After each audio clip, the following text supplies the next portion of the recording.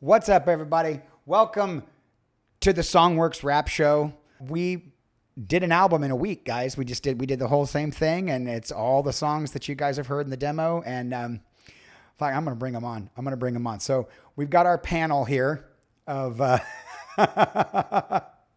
We've got a. Okay, you guys are on the screen now, and they can hear you.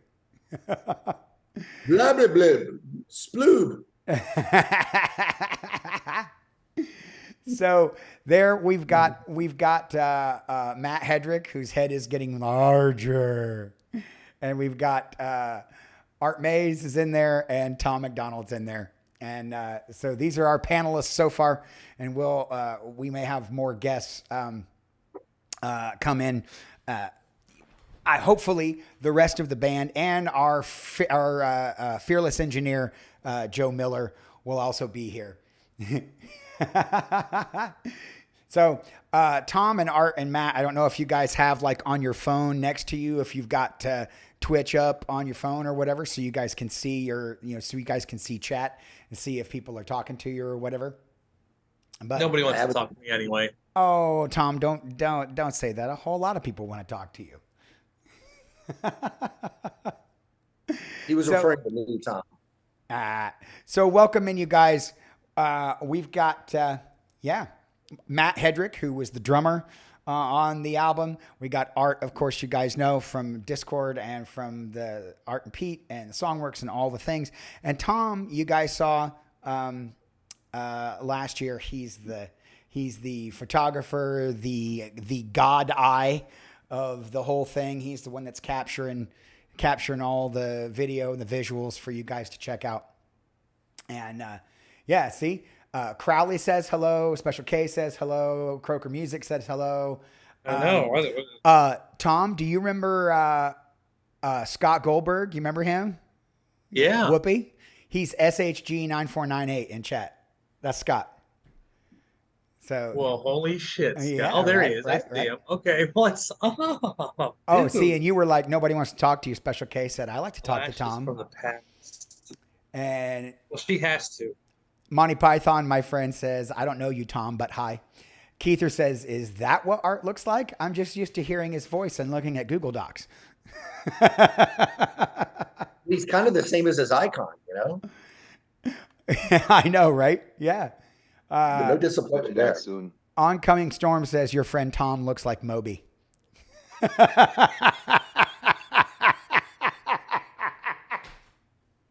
better than Patton Oswalt.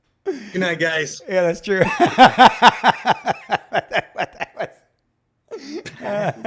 See what you did, Storm? See what you did? All right, so Gone are my Timberlake days. So real quick, I want to hand this off to Art for a second. Art, refresh everybody what Songworks is and what we're trying to do with it. All right, everybody. So what we do with Songworks for the past 2 years is each year we've gotten together 10 times in that year, and we've got a show that we put on called Songworks.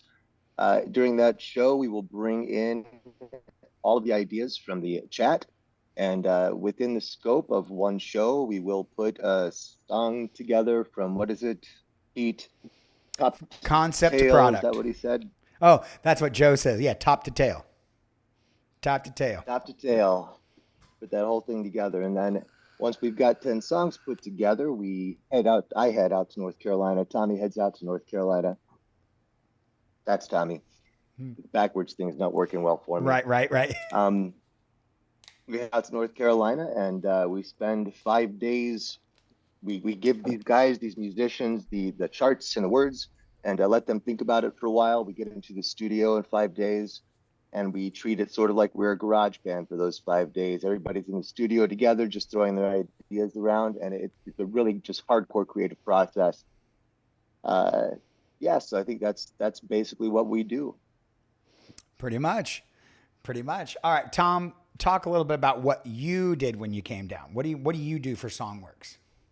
I try to. I'm the photographer. I basically try to photograph the fly on the wall moments you guys have, and there are a lot. You guys are fantastic to watch. This has been 2 years in a row now, and it's been It's been great. Basically, I get pieces of you guys kind of doing your thing, and then kind of stitch together a story of whatever's happening. I got my GoPro there, and kind of get you guys having your moments and discussions on trying to pick apart and reassemble songs. So, um, yeah, it's I just kind of try to capture everything as it happens and package it in a way that's semi entertaining and fun to look at for you guys. Well, it is definitely fun to look at. What's up, Black Angel? What's up, Croaker? I'm saying trying to maintain say hi to some people in chat there too. And Matt, what talk about your experience with Songworks? What are your history with Art and Pete and what you do with us? So I take my shoes off and hit things with sticks. Those That's what are I all do. objectively true things that you do. I have photos of him barefoot at the drums. I can vouch for that. I, I will say what I love about this experience as essentially a hired gun, but a member of the family, right? It's a songwriting collective, and we are there to help interpret the songs. I love the clean slate that we're given. I love I love the fact that a year ago I felt obligated to practice and prepare, and that was good. And there's still some preparation, right? You don't want to take this task and this request lightly. But the thing that you and Art told me this year was don't overthink it. Come in with a fresh mind. And because we had experience together as a unit, we had enough trust in each other that we could come in without a safety net. And I think that the result was even better because we had no preconceived notions. And we really did stretch out our creativity. And the nostalgic part of me knows that I never would have been a studio musician. And if I did want to be a studio musician, that era has kind of come and gone, unless you're, the super top of the A list. And I know that we're not anywhere near the Wrecking Crew or the Funk Brothers or any of those great ensembles. But it's the first time in my life that I've been able to channel what it might have been like to experience that. Hell And yeah. that's what I'm most appreciative Hell of. yeah. Dude, and it really is too. Like, that's the crazy thing about being in the studio with you guys and going from all you guys had heard was the demos. And then we sit in the, sit in the room there and then come up. Like, it's so funny because the demos are just, so you guys at home know that when we write it on the show, it's just me playing piano. And then I go and do a demo and we do that demo video so you can hear the song as I hear it in my head when we play it. And that is the recording that these guys are given. And then when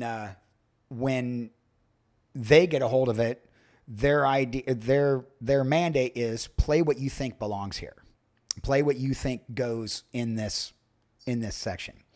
And none of them work together outside of the experience. So when they come together, it's very much Matt doesn't know what James is going to do, and James doesn't know what Chris is going to do, but they just kind of do what they think belongs on the song, and then we fit it together. And we rehearse it once and go, ooh, Matt, you're doing that thing I like. Why don't you do that some more on that part? And James, you're that riff you're playing, it's slightly different than what I did, but I'd like to lean into it because it's an idea that I didn't have that now is an idea that we can put in the song. And all of a sudden, like, yeah, Croaker Music just said it. Like, then the song blossoms. That's exactly what it does.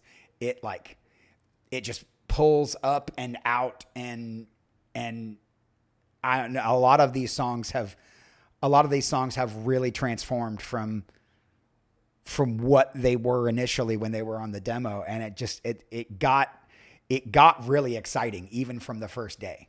I feel like we should show a video, so I'm going to show a video. This is I'm going to show Tom's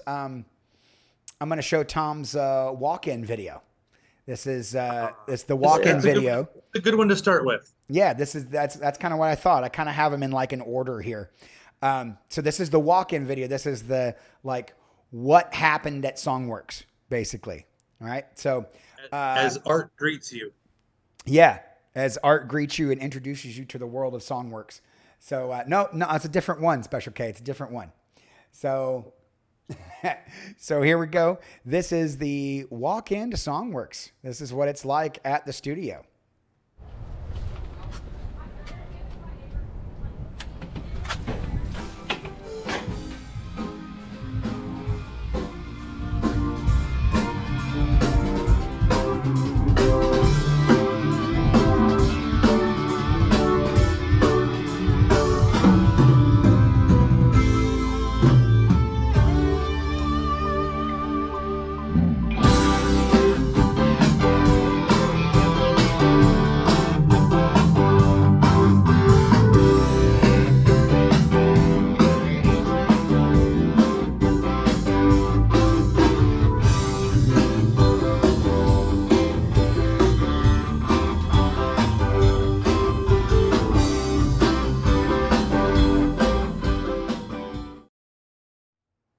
So there it was. That was the end of the day. All right. Yes. So the Thanks. Which Pete. is my favorite. Absolute favorite.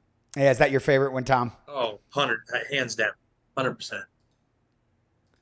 Why do you like it, Tom? Yes. I mean, why it's do you like catchy, it? but it's nostalgic. It's just it's nostalgic done very well. It reminds me of all my favorite TV shows growing up as a kid, the theme songs, and it's just fun and bubbly, and it's got a hell of a message. It's about on top overcoming of all. anxiety. Yeah, yeah. In fact, I was joking with Art. We were flying back from Charlotte to Chicago the other day, and I was humming that thing through the airport the entire time. Man, and that actual it's funny the recording that you can hear in the recording that you can hear coming out of that video is I don't know if it's the track that ended up making it onto the recording, but I know some of that's probably on the recording. Some of it probably is. Yeah, that was early. Oh, by the way, thank you, Elizabeth, and thank you, BRH, for subscribing, you guys. Thank you very much. I have the alerts turned off on this screen so we can, so it's all clean and stuff. No, I don't know. What did you say, Storm? What was your question? I can only, I can't. I had to restart the stream, so I don't know. If you had a question, Storm, please put it back in chat. But yeah, I am a huge fan of E.O.D. I love the. Oh, he asked if one still sounded like John Mayer. Oh, Not so much, I don't think. not so much anymore. It kind of sounds a little bit more like Matchbox 20 now, actually. He's referring to the song When I Was, which was our writing prompt was John Mayer. Yeah, it was that song kind of mutated in the studio too. Like we ended up doing there's an electronic drum loop at the beginning now and some cool synth kind of overlay things and yeah, it's pretty neat. What's up, King? King Dambreaker in the house. When we mutated some of the key parts to guitar, they really did mutate on quite a few of them, and you guys should find the change if you look at the demo side by side with what we come out with. It's gonna blow your mind. Yeah, I highly recommend you do that, just so you can see how the song changes over time, and the types of changes we made. Especially if you're interested in songwriting and song adapting, and then what this will also allow is people who decide to cover the song, piano players, they've got a place to start already with the demo that Pete put up, and guitar players and everybody else now they have a place to start as well. We're also looking at some potential remixes of some of the songs, just based on interest by other artists, which would be fantastic. One of Oh, yeah. those is, one of those is the song "Pushing My Button" that we originally decided was going to be sung by a deep R&B voice, and Omari, man, who sung Advice on the first record. Yeah. but when it got right down to it, at the end of the day, if you will, uh, I I see what was you like, did there. man, you've got to sing this song. It feels like your song. Yeah, And and Kay and I have been thinking. We've been thinking a lot. Talked about it again the other day about turning that song into a duet. which should absolutely happen. Yeah, we're starting to think that probably is the way to go. Actually, I heard the back porch sample the other night, and it was yeah, yeah. So let's see. So we were talking about End of the Day in that video. I really am excited how that song turned out. I can't wait to see if Joe is going to be able to get those big sounding drums, like Easy Lover. That's kind of what I'm looking at, and it kind of has that vibe all over it. And we added that little synthesizer, and really kind of what Kristen Special K called it the sparkly. You hear that sparkly at the top? You hear that sparkly? Yeah, It really does sound like that. Yeah, and I'm really excited that it leaned into it leaned so much into the '80s, and we all knew, that was among all the songs. I think that one came together the fastest because everybody really kind of knew what the vibe was. We weren't really playing with, well, let's maybe take it in this different direction. We really didn't do that. We were like, yep, that's Easy Lover. Just do it like that. How does that go? What are you? The End of the Day. You know which you being dumb. No, I said, how does Easy Lover go? Oh, I can't sing it. I'll get DMCA'd because Phil Collins will probably hate me too. Oh, okay. So Special K says, I think you guys should explain where you are with the recording and what is yet to be done. Yes. So where we are in the recording right now is we have the principal tracks all laid down for the songs. We have drum tracks, we have guitar tracks, bass tracks, piano. I've put scratch vocals on the top of on the top of all the songs, so they exist in kind of a proto form right now.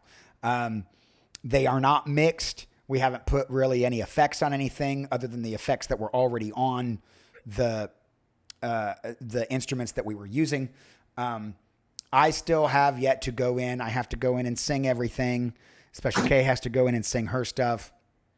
And then there's some other orchestra stuff. There's a lot of post-production that still has to be done, but the songs are in a listenable format right now. In fact, later on in the show, you'll probably be hearing some of that, hopefully here in a little bit. But what's around your neck, Matt? What'd you put on? What is that? Is that an apron? Oh, you muted yourself, Matt. Yeah, it's my apron, so I'm going to cook dinner while you make it. Oh, nice. So I'm going to cook for James. And he is here. Hello. I'm going to put him in this seat right next to you, Matt.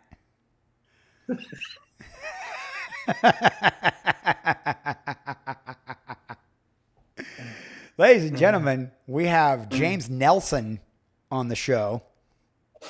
I am here. Scoot over, James. Yes, James. So wait a minute. It's my dad's. Okay, I got it now. Sure. Are we at a spa in New York? This is I know, right? This looks very nice. There we go. So, ladies and gentlemen, this is James Nelson. James is the wonderful, fabulous guitar player on the record. James, now that you're here, and I had everybody go down the line and do this, but Tell us a little bit about your experience working on Songw3rks and, well, kind of who you are, what do you do, and what was your experience on Songw3rks, man? Well, hi everyone. I'm James. I am a music instructor at the Ballantine School of Music. I also co-run a small studio with my bassist in another band called Giant Spoon Productions. And I'm also a Chippendales dancer on Friday and Saturday nights. So, uh, so let's see. Those are the main accolades. My You're also a experience in man. the studio You're a was man. terrible. He's a man. I A hate man. everyone in this band. Like, I wish all of you would die. Honestly. No, I'm kidding. Yeah, James, So, thank you for being on the show, buddy. yeah, you got it. I don't want to be here anymore. So, yeah, the studio experience was really fun. It was very, very fast paced. I think we did 10 songs in 5 days, right? That's correct. Yeah. Really, 4 days, and then a fifth day of Overdubs. And Yeah, so technically we got all 4 of them. tracking was 2.5 songs a day. Yeah. Yeah, it was a lot of work. It was a lot of strenuous activity on the brain, but it was very fun, and I always look forward to doing it. I can't wait to do it again. Hell yeah. But when you say, James, we never felt rushed. We never felt like the clock is ticking. There were lots of breaks. Oh yeah. I mean, on one hand, one might say it was inefficient, but it wasn't inefficient because Art and Pete, you let us move at the pace that was comfortable, and I think that affected the creativity and their approach to the songs. I think if there had been pressure to stick to a deadline, it would have come out differently. This is what happens when you use professionals. Yeah. Yeah. See, True that's the best thing. Honestly, one of the things that I can say about this project was that the band, you guys were extremely professional. Art has written a bajillion songs. He's very, very good at writing and composition. Tommy is an amazing photographer who you're going to see some of his, again, I'm going to tell you, you're going to see some of his pictures in a little while, and it's going to blow your mind because on that picture video, we actually have one of the songs in its current form on that video, and you'll be able to hear the entire thing. So I'm very, very excited about that. We don't even know what it is. No, I haven't told anybody. No clue. I've told Art only because I ran it by him to make sure it was cool. Should we put this on there? Oh yeah, Tommy knows too, because we were talking about it because I was using his pictures to make the video. But Special K has got something in here. Matt and James, can you talk about how you felt with ideas this time versus last time? Were you more comfortable sharing this time than the last? Yeah, I think so. I felt like I had like a little bit more input. I would say, I don't know, it's hard to explain. Like, it felt like I was more in tune with the project, that the ideas that I came up with as like first drafts made it to the songs, typically speaking. Yep. Whereas last time I wasn't quite used to writing guitar parts for something that was very piano forward, where the piano is taking up a lot of the chordal harmony, and I had to struggle with that because sorry about that. it always made me feel like I either had to just play power chords or maybe just single notes here and there. But this time around, because I'm more familiar with Pete's writing, it felt easier for sure. and I got like 10 seconds of prog on the album, so that also makes me Yes, you did. happy. My nipples are very erect. Thank you, Oh, Art and Pete. I can't wait for you guys to hear that part. Really good. Oh yeah. Oh You know, yeah, James, no, real quick. What are the language parameters on this show? Oh, you can curse. I mean, don't keep it's R Use it rated, but within- not Tarantino Yeah, R. yeah. Don't go It's full with impact. Tarantino on us. unless it's pre-written. Oh man, If it's pre-written, feel free to go full Tarantino on us. I wanted to tell you that Pete and I actually talked a lot about leaving space for the other instruments after the first experience. We did. And so that's definitely one of the things that we kept in mind was where can we leave space for these guys to develop their own ideas? The demos also, it's awesome that you brought that up, Art, and I'm going to get to you in a second here, Matt, but it's cool that you brought that up because one of the things that we talked about all the way through, and everybody that in chat, if you were on one of these shows, one of the Songworks shows, you'll know what we were talking about. We talked a lot about, like he said, leaving space for instruments, but also leaving the arrangements kind of bare bones as well. Verse, chorus, like there might be a solo here, but I don't know if it's going to change, or it might, be a section. Maybe we can work something out in the studio, kind of like James did last year with Advice, where we all went home and then James came in and had an entire bridge written that was amazing. you're welcome. I still talk about that. It's like we're sitting there, we're outside drinking wine and smoking and stuff, and then we get a text from James, and it's just a bunch of chords. And I'm like, Bobby, James just wrote a whole part, and then we get a audio of it, and it's like, oh shit, okay, Yeah. okay, and then took that The to the studio conversation next just day. kind of paused and phones came out and quiet time happened. Yeah, it was like, holy shit, James just went full Steely Dan. I had that burst of inspiration. Yeah. Oh, it really worked too. That's it's my favorite part of that song, man.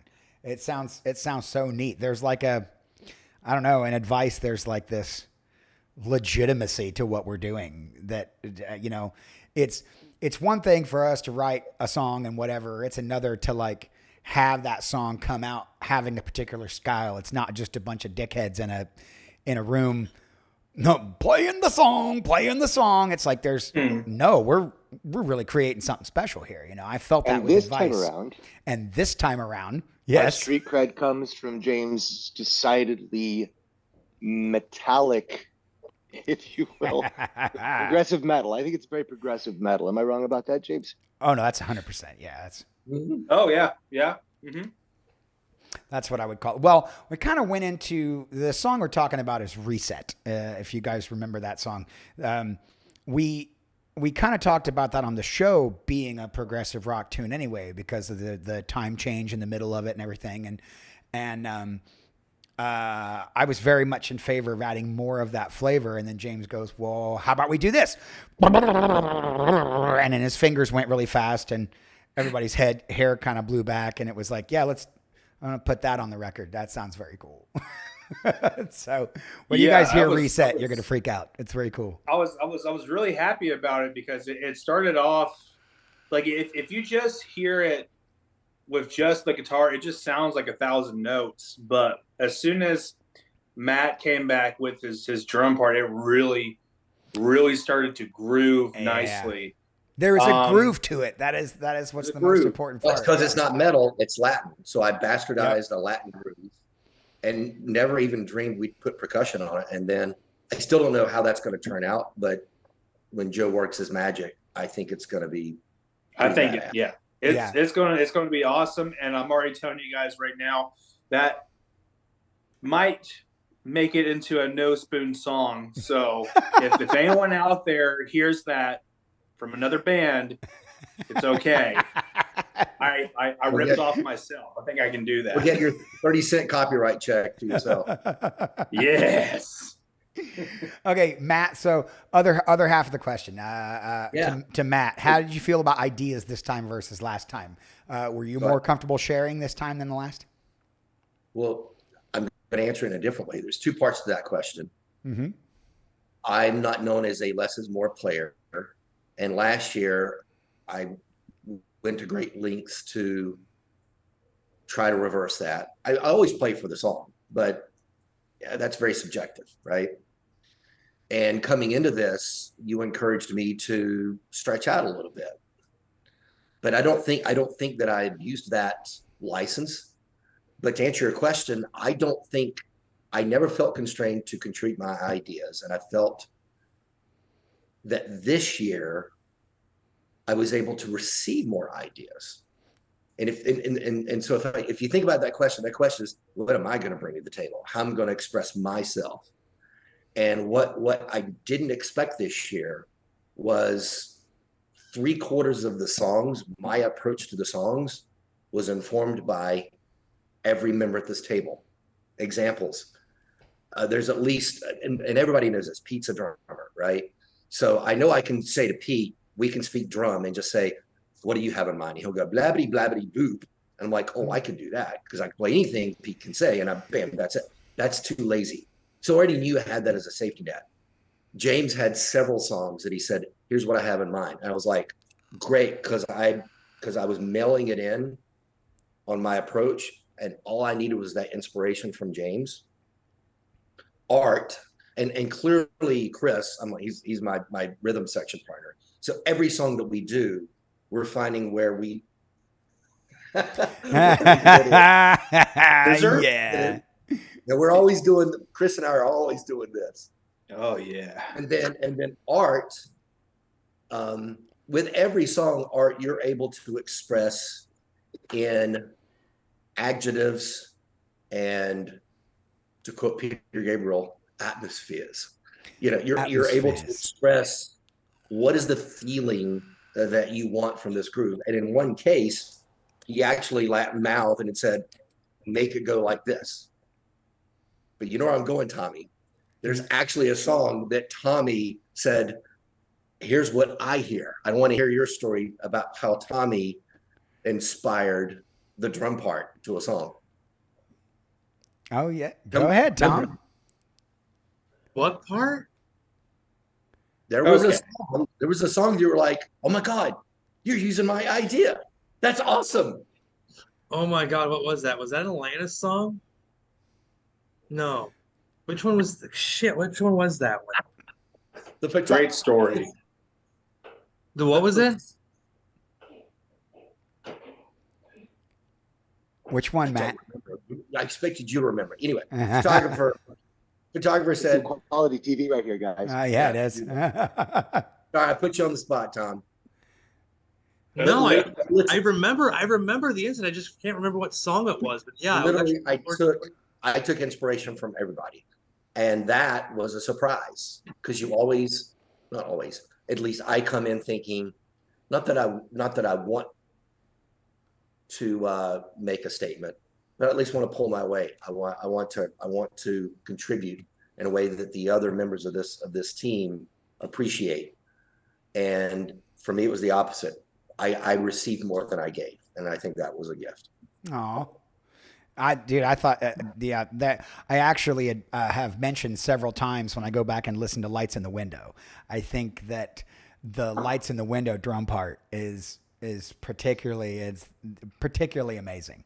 Where the stick hits are up front in the first measure and on the back on the second measure, and it's just, you think it's going to go that way again, and then it delays and it waits, and it's like, oh, it's this other type of groove. Was your idea, right, Art? Or am I confusing that song? Okay. No, I know the song. It was an Alanis Morissette song that I know you were asking me about. I just can't remember what the name of the dance, because it was a cover she did, and I can't remember which one it was. Yeah. What did she cover? Damn it. Okay, we'll come back to it. That's your I had an homework. idea for Reset to accompany the new guitar line that was taking place of the piano line. And Pete wanted to do, what was it, Pete? You wanted to hit on the quarter notes? Is that right? Oh yeah, I had this idea of just thumping on the bass drum, and I was like, hey, why don't you try this? That's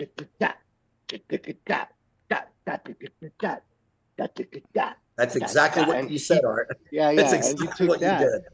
You took that and you started playing with it, and you came up with what I think is a really cool beat that may have inspired the feel for the whole song that then set James off. So Yeah. It's a really cool creative process, guys. I wish we designed it this way for a reason. You know what I mean? So that we could bounce these ideas off each other in sort of an in-the-round setting, and it's just paid off in spades. And it Hell yeah, helps it that there's a has. no asshole rule in this group, so no assholes, That does help, doesn't like it? not a cross word. We only got pissed off at ourselves, and then the other members, like at least in my case, would lift you up when you were stuck on something. I It felt like, happened to me once, and you Pete once, right? And it was just like, oh yeah, Mhm. I got stuck on something. I think it was the lesson. I think I was just having a really hard time playing that part, playing those parts effectively. And it's like, For I wrote for this. Matt, What it the was fuck? for Matt, it was I stopped believing. yeah, I think I the did. beat. I did at one point in the song, right? Yep. Get. All right, so I want to go to chat for a couple questions here because there were some in the thing that we missed. First of all, our fearless engineer sounds like Joe is in the chat right now, guys. If you're looking in the chat and you see sounds like Joe, that is the engineer on the album, Joe Miller from the Wave Lab. He's a goddamn genius, and anytime he spoke up and said something to us, like it was, you need to listen because if he was inspired enough to have an idea and he said it, it was great. But Yeah, I wish Joe was here right now so he could, because this time around it felt, in addition to all the musicians, that Joe felt a lot more comfortable voicing his opinions and thoughts. And the rapport that we developed last year really did continue over to this year. So it yeah, was an absolute pleasure to be there. I thought so too. Oh, All right, so Caffeine wants to know who is more difficult to please, Art or Pete? I think Pete, Art. because Pete has more opportunities to like tell people to do things the right way in the studio. And he's in there with them in the room. And so he's like, no, do it like this. No, do it like this. With the beat, start the beat here, because a lot of it is the structure of the song that Pete is sort of gifting everybody with.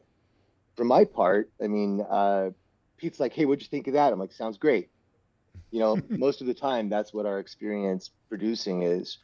But sometimes, I'll have ideas and talk to the musicians, and it really is a cohesive creative process rather than one of us being like the hard to please dude. Right. Right. Yeah, I would definitely, I mean, I would say it's probably me just because I'm a shitty bear in the studio.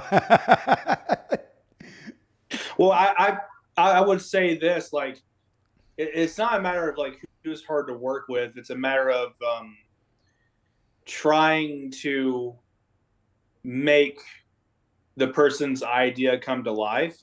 And with the case with Art, he'll have these more out of the box ideas that are more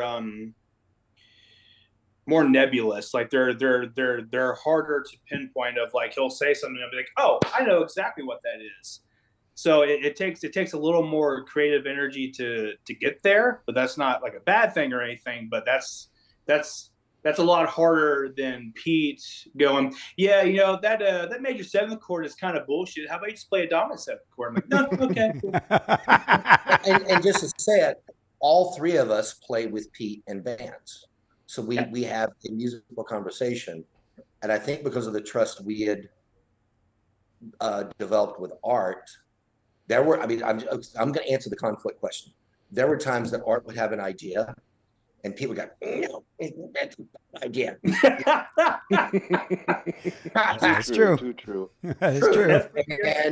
And I think almost whether it won or not, almost every time one of us would go, whether we liked the idea or not, and usually it was because we did, we would go, wait a minute, we want to try that idea out. And I think maybe all but once we ended up going with Art's way when it came to that. Yep. So, And that, and you know what? I remember that example. That's That like shit my sole doesn't. value in this enterprise. No, but that shit doesn't make me feel bad because it's when you get on that track and and I sit in that chair and play the piano and we're working out this song that Art and I worked on. You tend to have, I try to leave my preconceived notions at the door, but I do kind of come in with something I think I want to hear it this way or whatever. And it's hard to shake me out of that. what became true over the course of this entire experience was that sometimes I need to shut the fuck up and let the idea kind of happen, because it might trigger Matt, which triggers James, which triggers Chris, and now the song is something new, and it's something that I hadn't previously expected, and now I want to explore it because it's new and it's different now and it's cool, you know. I think that's But one of the keep me- hardest keep me up. things for a creative person to do. I'm sorry for interrupting, Matt. Yeah, I yeah. think that's one of the hardest things for a creative person to do is to take a back seat. Yeah. And I say that, I have a lot of experience doing that over these past 2 years, and it's been immensely rewarding. So I recommend it to any artists out there who have been struggling on their own for a long time. You don't have to struggle on your own. You've got a community. You just have to respect them. Yeah. Yeah. But Yeah. when you say it's mostly arrangement at that point, I mean, you two have hashed out and arm wrestled over the songwriting, the melody, the theme, the cadence of the lyrics. Most of the stuff that you really fight over, I'm guessing you guys have fleshed that out. So the only thing we're working out in the studio is arrangement and instrumentation, and those are, I think, less territorial. But it's a question to the songwriters. Is my impression correct? Say the question Some again? people, Is arrangement and instrumentation less territorial? And by the time we get in the studio, you guys have really fought over the really things that you're passionate about. Oh yeah. Yeah, that happens on the show. On Yeah. the Songw3rks show. and So my Matt, the point is way the it pro- skews, the Yeah. way it tends to skew is that because I've written so many songs, I may have a little more say, and I'm sort of, to some degree, Pete, tell me if you disagree with this, but I think we're teaching each other in our respective spheres of influence. Oh yeah. And so that helps us sort of divide up the songwriting process from, the composition process, from putting all the orchestration process, putting all the instruments where they need to be and how they need to be there. I'm still going to have opinions about that stuff because, well, I do consider myself a musician as well as a songwriter, but I know that when it comes down to it at the end of the day, Pete's opinion has a little bit more weight in the studio than mine does. I think that's only because I'm sitting in there doing it, Well, because that's your knowledge base as well. You've been doing it for so long. You've made a lifelong decision to pursue your passion, and that passion is music. So when you play it and you produce it and you know it, my passion is music too, but my dumb ass went out and did other things. So I don't know as much about all of that stuff as you do. So I take what I've been focusing on, which is me sitting with a guitar, learning about structure and melody, and couple that with your specialty, which is making songs real. Yeah. And I think that that's a marriage made in heaven. Oh, thanks, buddy. That's what I've always appreciated about our mutually beneficial arrangement here, is that the more Art and I do it, the more our abilities complement each other, and the more we stay out of each other's way when it's important. When we have something. And I will say, is someone who stayed with you both weeks that you guys were in studio.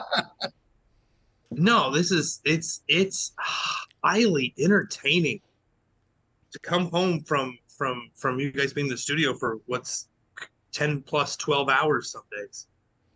And we come home and we sit on the back patio, on your back patio and shoot the shit. We blink and it's 2.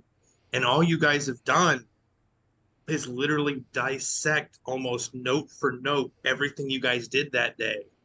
And it's like the passion doesn't stop, and it's fascinating to watch as a fly on the wall for a week to see it happen twice. It's the shorthand between you two is remarkable. Oh, And that's why they show up late every day. It is indeed. It's 100%. A lot of groundwork on those evenings. So I think it's time for another video. So the one I'm going to show here, this is I had to stitch this one together because it was actually 2 different parts. There is and you can actually hear some of what we're talking about in this video. It's us structuring Kite and Key. And I'm going to let the whole video play, but all you're going to hear is Matt's drum track. because the audio is coming off the camera, which was in the room. You couldn't hear any of the instruments. All you can hear is the drum track. But I'm letting it play because Tom's photography in the room and Tom's cinematography in the room is really quite special. And then there's a really funny moment at the end. There's a great moment at the end that I'm super excited. I can't wait. It's a fun Matt thing. Monty Python. So what you're going to hear is the drum track. You're going to hear the drum track on it. So Kite and Key is Monty Python's favorite tune that we've written. He's all about requesting it on the show, and he was in there when we put it together. So this is going to be the Kite and Key video. I hope you guys enjoy this. All right. We're doing it.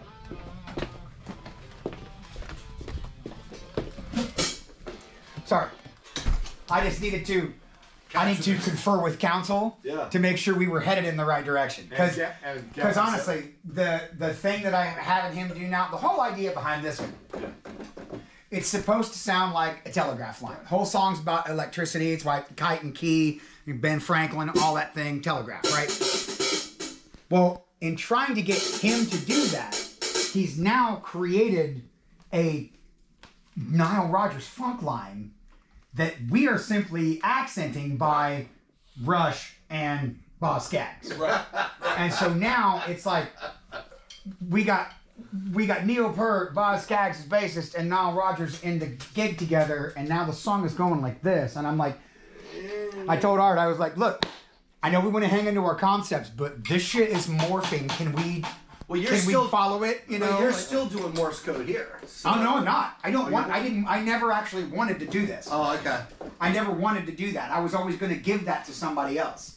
But now that I've tried giving it to him, and now it's kind of, we've tightened the screws on it. Like conceptually, it's starting to move. You could still squeeze it in somewhere. I mean, I might. Maybe something like that. Or something, yeah. But this guitar part that you've got now with all of this, it's way funkier. Yeah. It's so funky and tasty and just, fuck, it's bad. It's bad. All right, so let's. So hey, real quick, that's how it goes. It's bad at-oo. No, don't hit the E. Which one? Go ahead and hit the B flat. Ba, ba, ba, ba, ba. Murph and the Magic Tones. We're playing at the, and what was the name of the room they were in? The Ramada Room. The Ramada Room. The Ramada Room. It's totally Ramada Room right there. Yeah. You should go. Don't you go change it. Don't you go change it. And then hit the A track. So.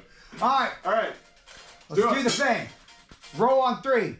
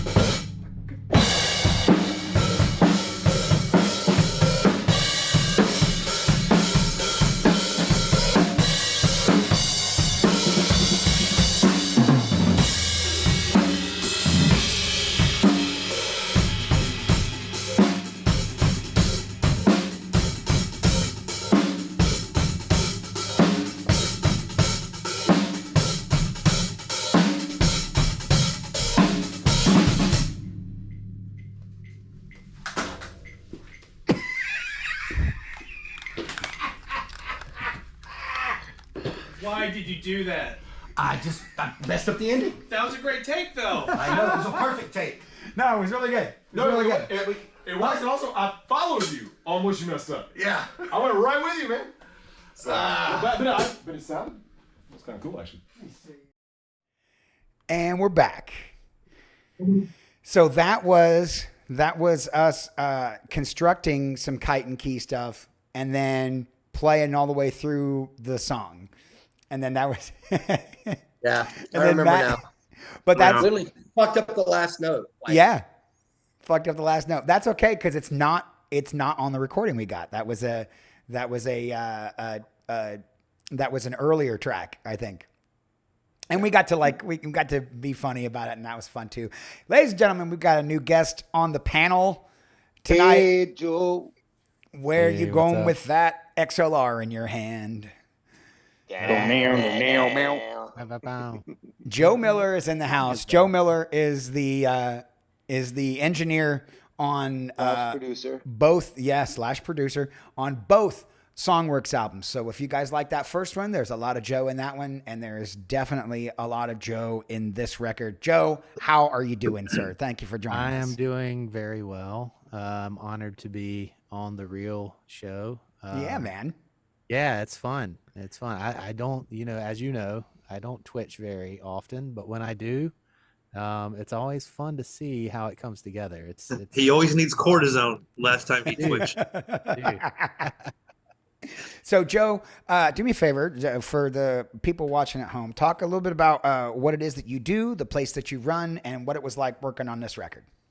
Oh, I'll keep it as short as I can. I work with music and sound. I try and make it sound as good as I can.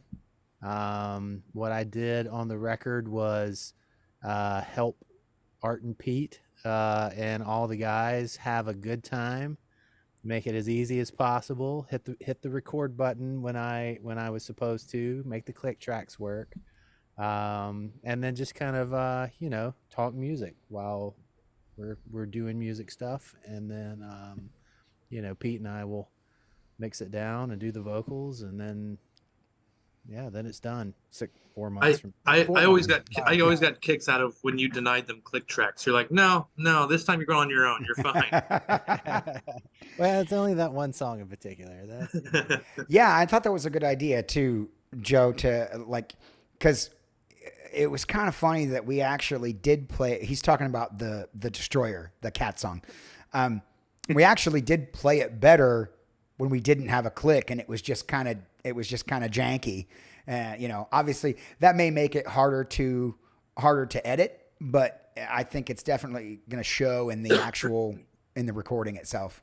Well, and to Matt's credit, he was curious, and after we did the tracks with no click, he was in the control room listening to it, tapping it out, trying to see if it stayed, and you guys stayed within a couple. Yeah, you were pretty much on the same click at the end of the song, but it just kind of lets it float a little bit better. The click is a mysterious thing. It's great sometimes, and for some genre it's necessary in order to get the right sound, but for other things you got to follow the band, you got to follow the song, right? Yeah. And I Joe, no bullshit, I really, really, really love working with you, man. You are extremely good at your job. You're extremely good at your job, but you've also got, your years of experience and years of engineering tones, gives you an incredible insight on how a song should sound that actually, to my mind, goes way beyond the artist sitting in there and doing it. Because we can have ideas all day, but for a pair of fresh ears coming to it for the first time, hearing it like that, and then going, well, it's got this vibe, so maybe you guys should try this. Maybe you guys should try this other thing. And a lot of times it's something we haven't thought of yet, and when that makes it into the recording, it's like, well, now there's a piece of Joe in there, and that always makes me happy. That always makes me happy. I think a couple of pieces after it was all said and done, every one of us had a piece of Joe in us. Oh yes, baby. I did reluctantly. Every day by 11 a.m. We have That's rules for the around documentary, here. James. We gotta keep it, keep everything in line. Oh yeah, I signed the forms. I'm sorry, Oh, Joe. I don't know what you guys are talking about. I just meant metaphysically. Yeah, For the that's what I documentary. meant too. You guys get No, your but- minds out of the gutter. Working with Joe is just awesome. I really like your style. I like your toys too. You're Yes, okay. we have a lot of fun toys. Bring that back. All like the crazy simps you have, and the Tetsuya noise box, like all these interesting things. Even though they didn't make it to the album, they kind of they help the creative process move forward. Plus the vibe. Hopefully the vibe. it gives a vibe. Like, here's a bunch of toys around here, musical toys. Have fun playing with them. Check them out. Try this, try that. Who knows what gets used and what doesn't. I think my favorite Joe toy was when in last year's session when we were doing the Warrior, or when we were doing Warrior. And I said, I really kind of want this guitar solo to have a Kid Charlemagne vibe. And James was like, well, I don't know if I can make that. Maybe can make that amp. And then Joe said, I've got a, what is it, Joe? The Kid Charlemagne amp. What is it? It's so Larry Carlton and some of those guys played Dumble Overdrive Special, which is a unicorn of an amp. And I do not have a Dumble. Those things are $75,000, but I have a clone of a Dumble that another engineer in Charlotte built for me years ago when I was still playing a lot of guitar gigs. And it's a pretty faithful recreation. It sounds just like a Dumble to me. It's as good as I need. So we pulled that out and James put it to work. It was quite fun. It was good. That's one of my favorite solos on that first record. Yeah. But Joe learned his lesson this year and started taking the toys away from me. That's not true. Theremin. True. I would Yeah, play this- with something this and come in album- and find it placed on his mantle away from where I could reach it. This album was free of Art. theremins, which I was Indeed. thankful for. Free Yeah, of that took a little theremins. bit, didn't it? Yeah, but then we turned around and used the synthesizer that Joe built. And just, Yeah. I'm going to build a synthesizer because I'm Joe and know how to do that shit. So we just kind of went in there and used that one. It ended up sounding amazing. Yeah. So Special K was talking about she can't believe how well the Destroyer turned out. She can't believe she's all about a song about a cat. And Giblet Meow, says, meow, meow. Yep, Giblet says the cat song is a freaking banger. And T-Mac said, yeah, and the fact that your husband meows on the track too. Oh, that's staying in, by the way. Meow, The meow, shortest meow, song works meow. in history. Meow meow meow. Yeah, Over that's 2 totally. hours. Just under 2 hours, Pete. What's that? Just about 2 hours it took us to write that one. No, that one was, well, maybe. Yeah, that was the one because Was that the cats, short one? Man, as soon as they started talking about cats, as soon as that idea was introduced, I had been thinking about writing a song from a cat's perspective for months. Oh, wow. Okay. So I pounced Yeah, on that. it was that one. It was that one. But like everything came from the chat, man. I didn't put a whole lot of. It was mostly structuring for me and then filling in the blanks at that point, you know. Right. The chat was like, "Oh, what about this? What about this? What about this?" It was great. Right. Yeah, that's right. That one was real. That one was real fast. I forgot about that. That's right. So I'm gonna play another video here because we do have a couple more we got to get through. And the next one I'm gonna play. This is us working out Foolish Minds, and this is a little bit of an insight into how the idea process comes for the musicians and how we talk about it when we review it. And it's, you're gonna hear you'll hear the entire song, but it's played out of a phone, so it's not like you're getting the whole thing. By the way, Special K, the cut that we're playing in this video is the cut of you singing. So you guys will actually hear a cut of Special K singing "Foolish Minds" on this video. But this one has some of those the idea generation, and what do you feel like playing on this? So what were you thinking for this, and what were you thinking for, and really just kind of talking through the idea of how it's created before we go and lay it down. So this is us discussing Foolish Minds. We'll be back in just a minute. All right, so I just want to listen to this real quick, because this is one, I don't think the band's going to be all over this, but before we talk about this, did any of you have any ideas about this tune? Seems pretty straightforward to me, man. Was there something you wanted to do, like anybody wanted to do specifically? I mean, not really. Like, I was playing it last night, and I kind of had like a see.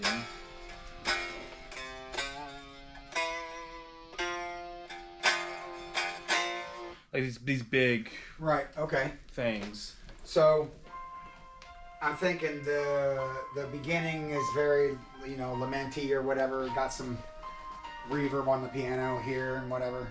Mm. So then it gets in here and it's still kind of No a cappella. No band yet. You think about how the band come in on the second half of the chorus, the Second half of the verse. Yeah, that's what I was thinking about. So on the what do you? Like, Okay. So start to creep maybe in. the drums should kick it. Like, I was thinking, just.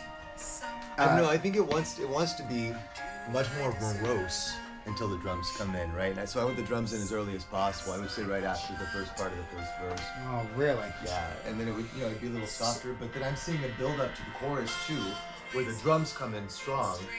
Yeah. Right with the first Everything chorus. kind of comes in right here. We're in. Because I was thinking in that second half of the verse, just like they can come in with some sparse stuff, and he hits ride cymbal on 2 and 4. You know what I mean?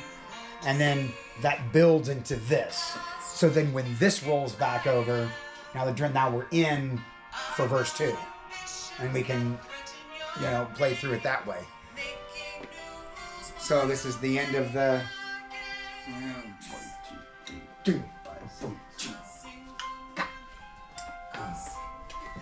You know what I mean? And then so we're soft, but we're. A rim click or a snare there? Just do a snare, it's fine.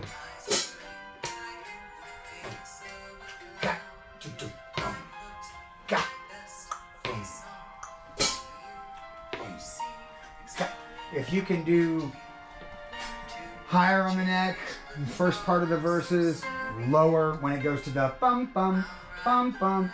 Those lead off the back half of the 2 verses, right?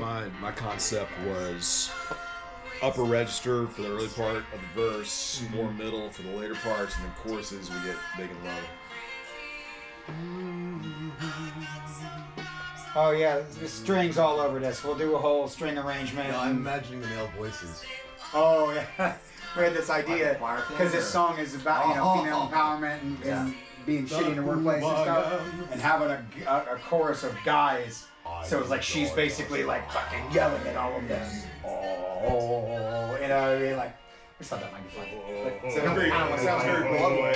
Right? Now here's where Just 50 Jameses. That's what I want you to do, man. What, the wheel? There's a pause there right before you come in. Right? Yeah. The pause right Oh, before right. you come in. to think the Godfather. James, like this, man. All right, hang on a second. Sorry, no, it's not the right place. Not the right place. Okay. Right. Here's where it is. 1, 2. Then you did thing, right? Oh. Okay. Yeah, I like that. And we're going 2 times around the changes for the solo. Yeah. We'll make sure the sharpest. The dealio. Yeah, and then it goes back up. One more time.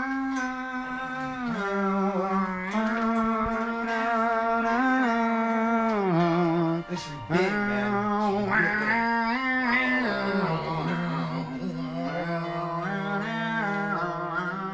So you want something obvious there? What's Yes. that? You want something obvious there? Yeah. Okay. And we may think about putting the violin on the first solo and then have you scream it out at the end. Or maybe the other way. I don't know. Something like that, yeah. Yeah. So she's got a whole nother chorus. That's not who I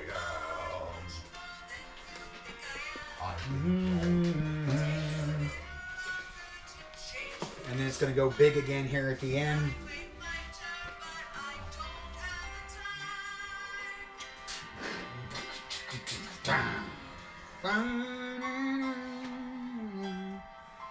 And this will go twice. I think right here we're about as big as we're gonna get. Yeah. Like just blow it out. Yeah, man. it's huge here.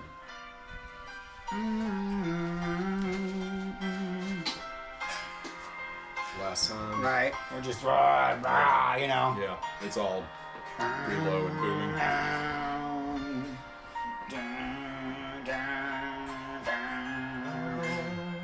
It's so forte. Stop. Because I think I'm gonna patch a glockenspiel right there and play the end of it like that. So you're gonna come back around to the top of that progression that begins with the F minor, but we're out at the C sus4. Yeah. Right? Yeah. So we do have some questions in chat now that we've come back, and Special K had one earlier that we kind of missed. I want to address this one, and then there's a question for you, Tom. Sorry about that. Special K's question. This is probably for Art. Do you feel that the shift to the idea box has helped the process?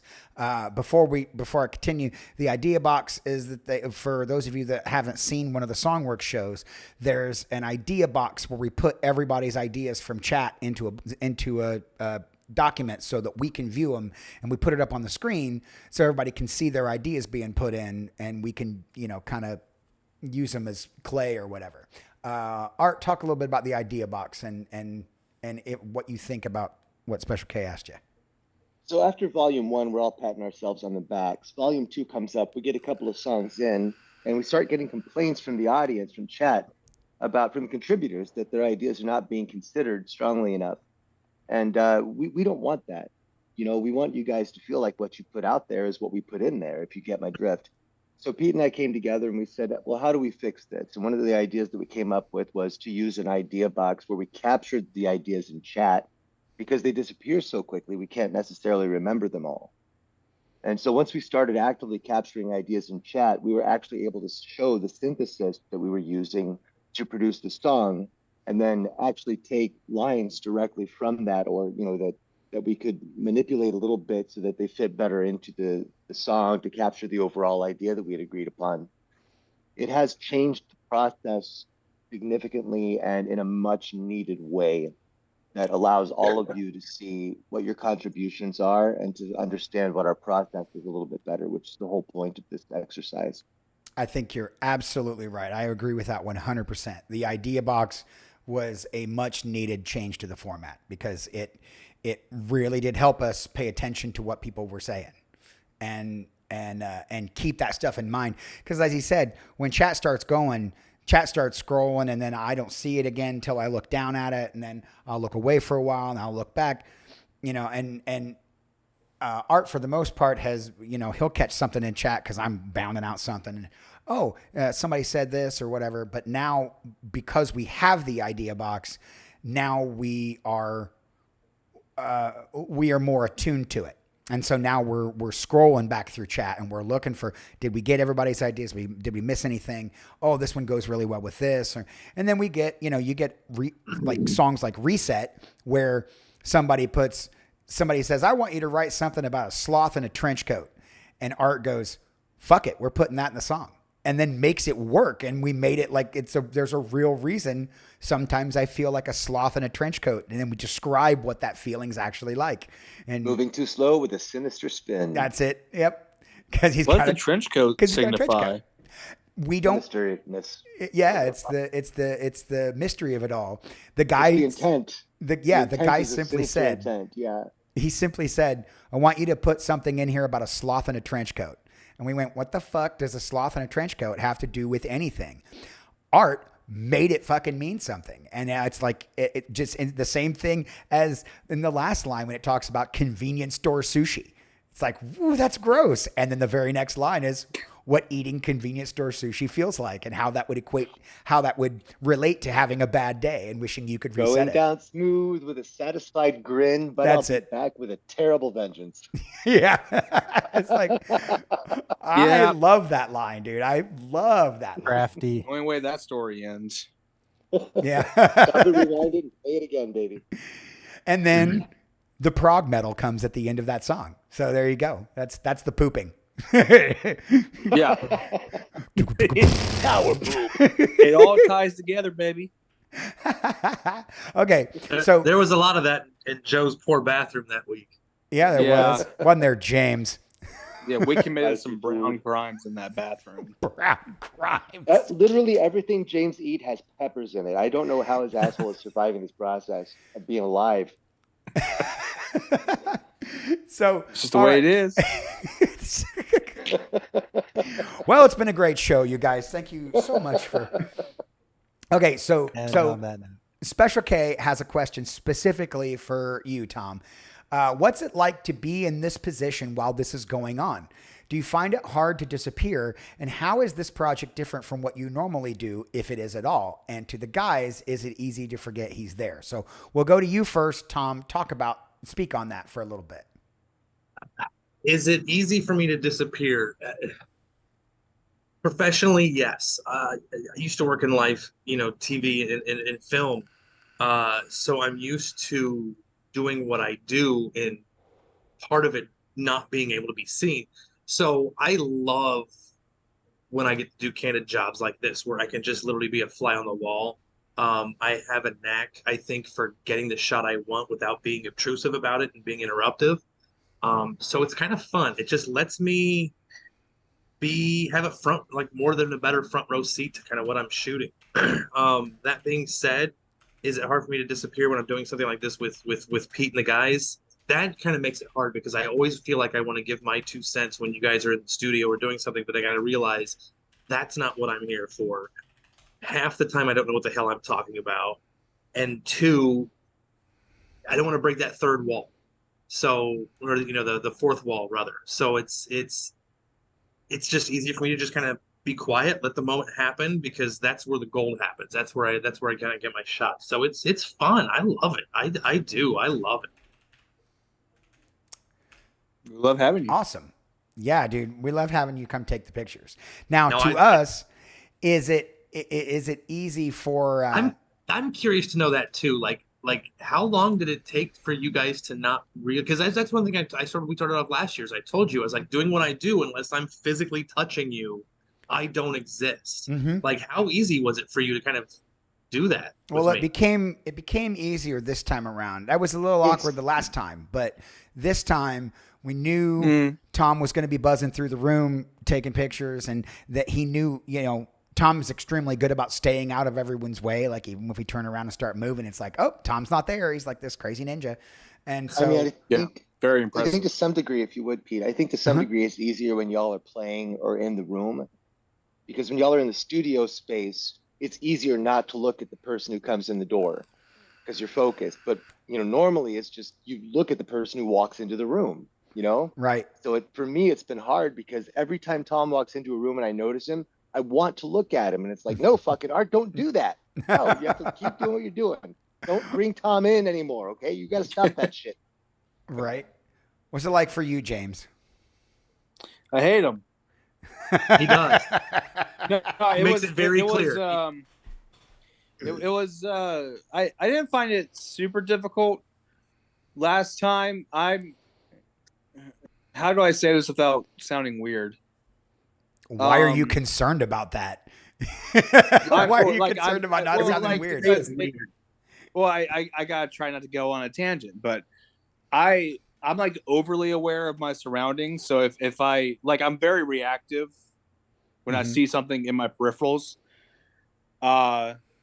So I think sometimes I acknowledge Tom's existence. Just so I don't get backhanded. Yeah, I mean, smack with a guitar stock. You were so close to getting it. I mean, I was gonna fuck you up. There, You gotta stay sometimes- on my bubble, man. I'm a Had to genius. hold James back one time. There were sometimes when I was doing shots from behind you and walking around, I would always Yeah. make a point to put my hand on your shoulders to let you know I'm coming over on your right side. Yeah, but see, you don't do that because I feel like that's a threat. I'll deck you. Look at him; he's such a tough guy. It was a little more. As Pete said, it was easier this time around to just let him, I guess, do his job. I still wanted to hit you sometimes, though, and I mean that in the nicest way possible. Yeah, I want to get hit by James in a nice way. Like when he bonks me and little hearts fly out of my head. yeah. It's that's how it goes. they're called love taps. Love for a taps. reason. Yeah. All right. Well, I tell you what.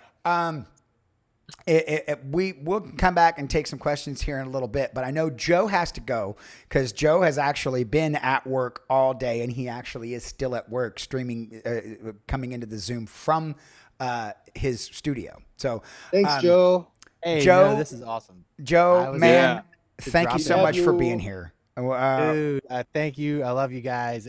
We had a blast this week, and I just wanted to stick my head in the door and say, hey, Oh, we're so Good to glad see you you did, again. dude. We're Aw. so guys. glad you did. miss you already. Now, before you totally leave the room, Joe. So this next video, this video is super special. So you can, I mean, during the video you can go away, Joe. But I hope you keep it up on Twitch because You can go away. it is the performance from Smokey Joe's on the first day of recording. So I got to talk about this video for a second. So we began principal recording for Songw3rks on Tuesday morning. We actually went to the studio Monday to get things set up, to get drums mic'd up, and set, which I think was a huge help and a really good idea for us to get there and get set up so that when we got there on Tuesday, we could immediately start creating. And in that first day, we got, I think, 3 songs done. I think, didn't we? We got E.O.D. done, we got The Destroyer done, and we got Pushing My Buttons done, I think. I think it was Pushing My Buttons on that first day. And we did prep work for 2 of the songs. Did we get prep work done the first day and then the third day? prep work for...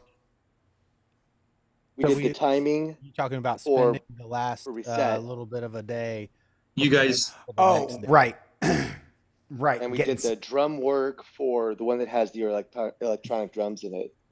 We did those the day Oh, yeah, prior, so for we could when I just was, jump into yeah. the studio and go. Yep. We Just had for done... process's sake, so we could expose our process. Yes. And Art is right. So that did happen on the end of the days when we would get done with a song. If we found ourselves with only like an hour left before everybody was running out and needed food, we would, like Matt and James are making out over here. But when we had to know, when we were Shut up. only had like an hour left and didn't have much time, we would set up for we would pick the song we were going to start with and kind of set up for that, which I think gave us a huge advantage going into the next day. But I digress. Tuesday, we laid down those 3 songs, and then it was always in the plan that we were going to go to Smokey Joe's that night and perform them just like we did last year with Warrior and Sugar Rush. I think were the 2 we played last year, and so this year we went back, and I mean, like some of the audience was extraordinarily into what we did. They were extraordinarily into what we did, man, and so I'm going to go ahead and play this. This is our performance of E.O.D. and The Destroyer from Smokey Joe's on that first day. So what you need to understand when you hear these guys play this, we learned them that day, recorded them that day, and then played them live that day. That is a bizarre stream of events, within 6 hours of hitting stop on the last record of that day. Yep. I assure you, all of the notes and beats were 100% correct. No clams at all. Perfect in every way. Yeah. Shut up. So Joe is going to take off during the video. So thank you, Joe, for being here. And here we go. This is the Songw3rks performance at Smokey Joe's. Check it out. This is it's Chris Rebels, it's James Nelson, and it's Matt Hedrick. You might know these guys from such local bands as Abacab, the Music of Genesis, and Thurston Howell, your premier yacht rock spectacular.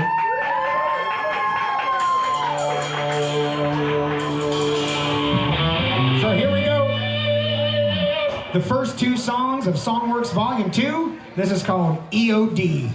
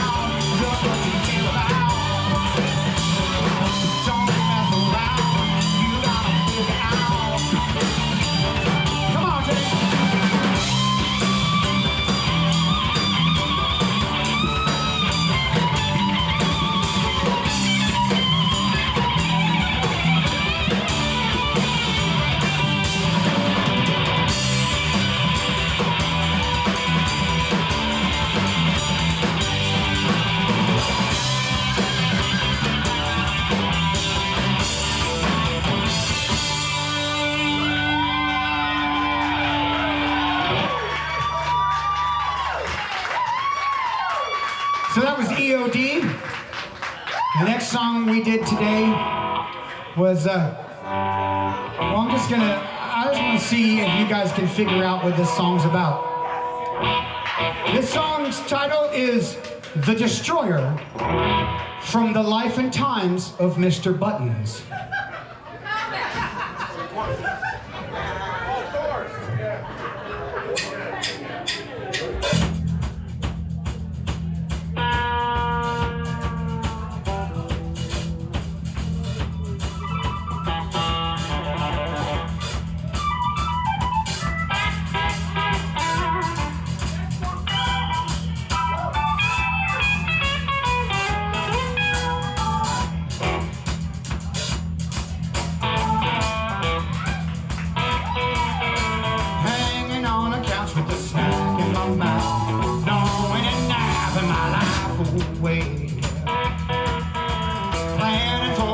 put you where I will house. Watching the free till it's time to free.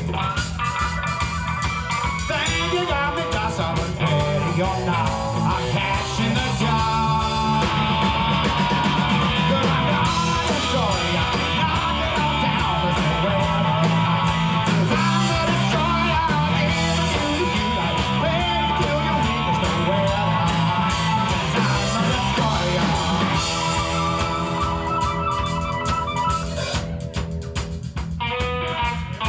Tearing down the walls as I sharpen my claws, ready to end all that suffering. Showing off my belly to find the attack. I'll treat your face like a ball of string. Think you got me, cause I was ready or not. I'm cashing the job. But I'm gonna destroy ya, knock it all down, that's what we're gonna hide. Time to destroy ya, I'll give it to you like baby till you weak, there's nowhere to hide. 'Cause I'm the destroyer. They're all asleep. My time has come.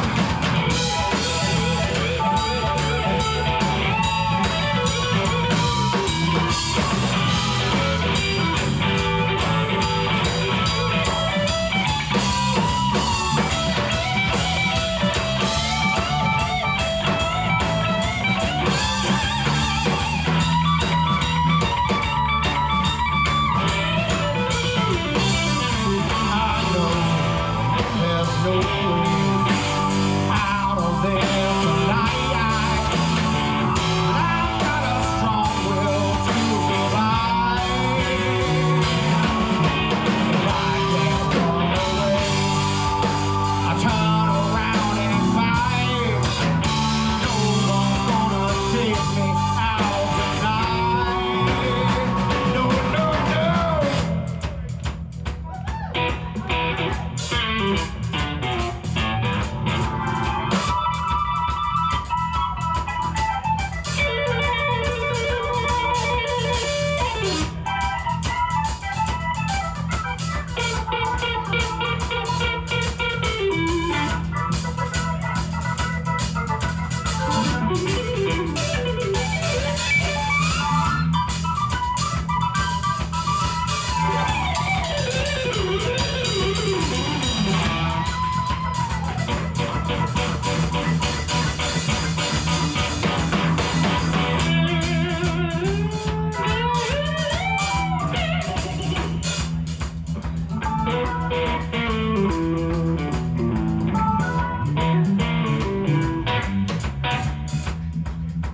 I'm to eat a treat from the palm of your hand. My evil plan will change everything.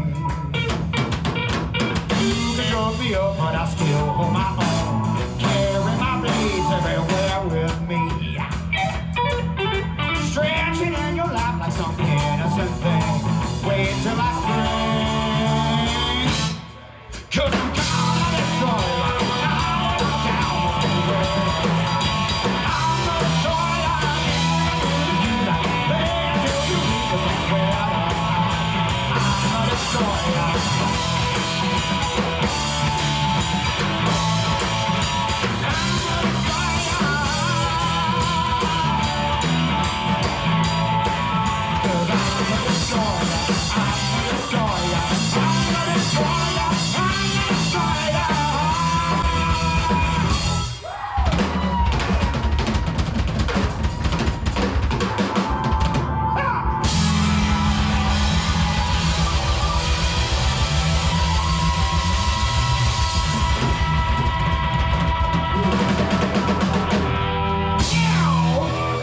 Oh yeah!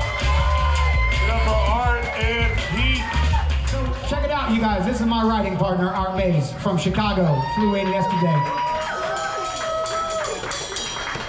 Literally all I got to say is that these guys are fucking amazing. Oh yeah. And we want to pull them up front to take a bow for y'all because they have been amazing for 2 years now. And hopefully they're going to be amazing for the next 4 days because we got a lot more fucking songs to record. Okay, so there you go. That was the Smokey Joe's performance of Songw3rks, E.O.D, and The Destroyer. What did you guys think? That looks like Monty Python said, "Holy shit, that's good." Storm said, "Well, I didn't think I'd enjoy a song about a cat so much, but I love a bluesy riff." It was good. It was a lot of fun to do that. James, Matt, how did you feel going into that performance? Like, what do you think was going to happen? Start with Matt first. I just want to say start off that, I can't believe that from the morning to afternoon sessions. I mean, I know you played it a bunch of times, but come on. Yeah. You get on a stage and you're willing to do that. I mean, just the fact that you were willing to do it shows guts and gusto. But the performance itself, I was very impressed, guys. So thank you so much for being willing to do all of this. It's just Thanks, been, buddy. Yeah, I know. I made the comment that you guys made it really awkward for the next people to take the stage. Well, Pete, you were saying, isn't it amazing that we learned, rehearsed, recorded a song, and then 6 hours later went and performed it live.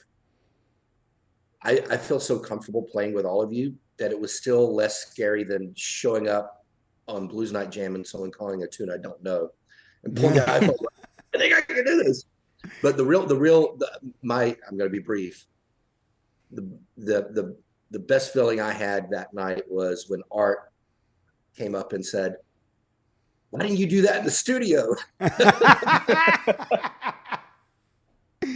And there's something about a live audience that brings that extra something. And we decided, I don't know which take is going to make the final cut, but we all decided based on that to do it again the following morning. Yeah. And Art, I think you nailed it, So that's my answer. Well, I'll tell you, Matt, the version that is in the version of the last exports, I guess that we have, the version that I sent you guys, that's from the takes from the next day. Okay. Yeah. And that was built into the idea too, Matt, because I mean, Pete and I both know what a different experience it is to play live versus playing in a sound studio. And I think it does lend that extra verve to it. Once you experience that, you have a new appreciation for the song. Yeah.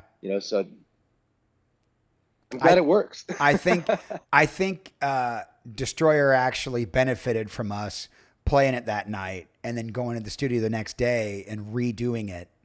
And then, then me and James taking stabs at the trade-offs. Went for like 10 solid minutes. Yeah. That's what I wanted. I wanted it to go for like 10 minutes. So there was just a bevy of stuff we could choose from to stitch that together. Or it may be a situation where when we get in the studio and I listen, I go, "Oh, that whole trade-off section right there is great. We're going to use that whole thing," Actually, Storm, you may not be too far off. He says the next Songw3rks needs to be a live album. And I'm like, well, that's doable. That is a doable thing, and we're thinking about. That's in the pipeline right now. But it is. We've discussed this, and we've discussed doing it with an orchestra just to upstage Gun Folds. We've also discussed doing this at corporate events because you can make lots and lots of money doing this sort of thing in front of a bunch of people who are in corporate America. I'm talking upwards of $50,000 for like a 4-hour stint. But we can talk about that later because that's not that much money. We'll be like Matt Foley. Matt Foley. Right? We live in a van down by the river. I can buy a lot of cheese with $50,000. James, how did you feel about that? About the whole process of going through that and then going and performing that? Oh, the process of like what we did earlier that day. Well, like the fact that we rehearsed it, we recorded it, and then went and played it live. How did you feel going into the performance? I felt more relaxed. I remember last time I spent more time listening to the demos that we had of the songs. I think we did the Warrior and Sugar Rush. Sugar Rush. That's it. I remember spending like maybe a good solid 30 minutes just listening to it to remember what I did. here this time around, I don't want to say that I didn't care, but I felt how to put it. In other musical circumstances, in like Abacab, or my own band, I strive for perfection. So I'll spend like hours and hours making sure everything is right. I'll play entire songs with just me in the room and no audio. So it's hard for me to let go of that, but this time I actually did. So it was more easygoing. The energy that night was really awesome from the crowd, and it was just fun. I felt like I could just let loose for like 15 minutes, and be good. So yeah. Oh, and you were, dude. That was a slam. That's a slammer performance. I think everybody in the room had a blast that night for sure. For sure. All right, so going into this, because we're getting on here, and I want to wrap this up here pretty soon. But I want to talk to Tom. I have a what? Oh, okay. Oh, sorry. Go ahead, Art. Yeah, I have a 20-second short here. So I was standing off sides watching the band perform, and this guy, as soon as they announced, Pete says, "Yeah, these guys have known these songs for like 12 hours." And the guy looks at me and he pokes me in the shoulders. 12 hours? I said, "Yeah, man, yeah." And then after I came off stage, he grabs me and he says, "I am going to buy everything you guys have ever made." Wow. I was like, "Fuck yeah, man!" Wow. That's in the mail. Yeah, that's what you want right there, man. Some real shit. That's how you grab people, you know. That's how James grabs people. James grabs people. Well, I mean, I can show you how I grab people, but probably get banned off of Twitch. So. Yeah. Terms of service. Terms of service. He's grabbed me under the table now. Oh, James, stop. Yeah, I have powers. Yeah, I have powers. Cool. Yeah, that's an emotional tickle. You take that with you. Actually, the post review at the post office says you have charges, not powers. Nice. God damn it. All right. So, Tom, I want to talk to you a little bit about this. Now, we've talked about the musicians and the songwriting process and all of this, but the way people get to see into this process is through your eyes and what you see through the camera lens. I know, right? Stop it. I'm going to get DMCA'd. But I want you to talk a little bit, Tom, about what you're trying to see when you're pointing a camera at us. What are you trying to convey in your art? I'm only trying to really, in situations like with what you guys are doing, I'm only really trying to convey what's happening. There's being a fly on the wall, but can that fly tell the story of what's happening in the room? And that's kind of basically how I do a lot of my photography, similar to with what I was doing with you guys. I don't do anything. I don't walk in with any prep. I don't walk in with any kind of conceived idea of what I want to shoot, how I want to shoot. I kind of let the lighting in the room and kind of what you guys do kind of talk to me and figure out where to go from there. Obviously, the beginning of the week, I'm heavy on, James playing guitar, Chris playing, his bass, Matt on drums, getting James' faces, getting Matt's tongue sticking out with his bare feet, beating the drums. It's, I want these staple shots of all you guys playing your instruments, but then after day 2, day 3, they all start to look the same. So that's when I try to find what the story is. And a lot of the stories is just finding those collective moments. There's a great shot I have of Art trying to explain something to Chris. And it's a really great few snap interactions I have with that. And it's just catching those moments of, sometimes I get photos of you guys getting that light that goes off when you're trying to explain something to somebody else or vice versa. So it's like, those are what I'm after. I'm after those aha moments. Anybody can shoot you guys playing instruments and remember, yeah, that was great, but it's what are the underlying things that are happening? Right. I mean, what about with the portraiture? What was your inspiration for the portraiture that we did? The portraits. Nobody's really seen the portraits yet, but you guys. That will change here, I think, shortly. Yeah, just a couple minutes, actually.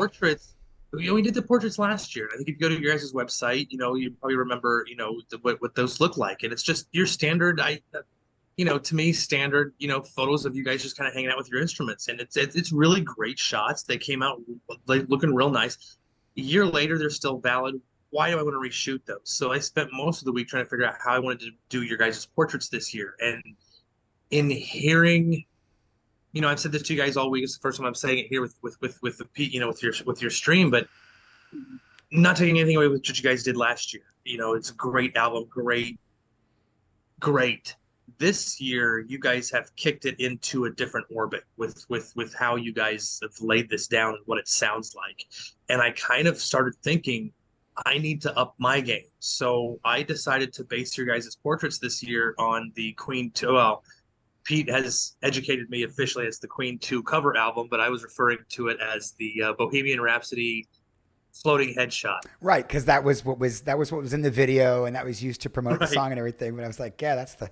So I kind of thought, and it kind of came to me. There's a shot, I think you might have it, Pete, that I gave it to you earlier. There's a shot of James in an ISO booth with his guitar, and it's a single light ISO booth, and I shot a picture of him in there, and I kind of thought, this is how we're going to do guys' portraits. This is what we're going to do. So you guys got done recording. I tore the ISO booth down, relit it how I wanted it to be relit, and next thing you know, I said we have a plan A and I have a plan B. We're going to try plan A. If it doesn't work, you guys are coming back. Be patient. We're going to shoot again for plan B. And I never diverted off plan A, and they came out spectacularly. They came out. We showed the one with the ghost in it. With James and the ghost. Did we have that? Yes, the ghost photo is kind of what half inspired the ghost photo. My best friend. You should just flash that on the screen if you've got it, man. That'd be great. Those of you on Discord, yes, I will throw it in there. Let me see. But that's And can I interject briefly? It's not going to work. Okay, this is low tech. You can't see it, but this is the photo of Tom capturing Art, explaining to Chris. Photoception. Right? It turned off. It turned off. It exists. I captured that photo because I can sense. Matt, you should send that to me, and I will put it in Discord for us. You have the photo of me taking one of my shots. I noticed that. That's kind of. You were under. It was it was. My photo sucks, but the moment makes the photo great. Yeah, and we touched on that a little bit, and I think Special K actually put up a Facebook post about this after you and her, Tom, after you and her went and shot on the last day. She took a picture of you trying to take a picture of something else. And it was a turtle. And she even put it up and said the photographer doesn't ever think about what they look like when they're trying to get something. And so she posted that picture of you, and I just thought that was just super cool, especially since that day I saw the picture of the turtle that you took, and then I saw the picture of her taking a picture of you with her, saw the picture she took of you taking a picture of the turtle. It was fascinating to see, see that whole thing. And it emulated a conversation we had shortly before, right? Right, yeah, and it did, because the night before we had talked about how entertaining it is sometimes to watch me action photographs. And I suggested somewhat insubordinately that Tommy should use that frog picture he took, not the turtle picture, but there was a great frog picture, as like a logo, because the way he looks when he's bouncing around the room, right, 10 man, once again, I'm bouncing around the room, is just like a frog, and it's great. He's bouncing from place to place, from perfect moment to perfect moment, and I love that for a metaphor. But he rejected that idea wholesale, so we'll see what happens. Tom, if you reject it, then Dead Barbie is the next one. Oh, the Dead Barbie. That's totally Kay's shot. That's Dead Barbie. Yeah. Oh yeah. Kay took a shot of a dead Barbie. That image, she will release that. That is fantastic. That is Is this Y'all need to legal? go follow Special K on Instagram. You'll be able to see some of these pictures she's taken. And I only want half photo credit because I helped save her from from falling off the log into her imminent death into 2 inches of pond water. That's right. See, The she's even Barbie saying there, or- dead Barbie. But you sacrificed a shoe. I'm so lost. Oh yeah, lots happened that Glad to afternoon. be there, James. James just about the dead Barbie. All right, so here's what we're gonna do, guys. This is this last video that I'm gonna show you guys is a video collage of Tom's photography and pictures that he took over the course of the 5 days. The video is going to end with the shots he took of us in the ISO booth, which no one outside of our circle has seen yet. Yeah, I hope Monty Python is in here because he's going to freak out.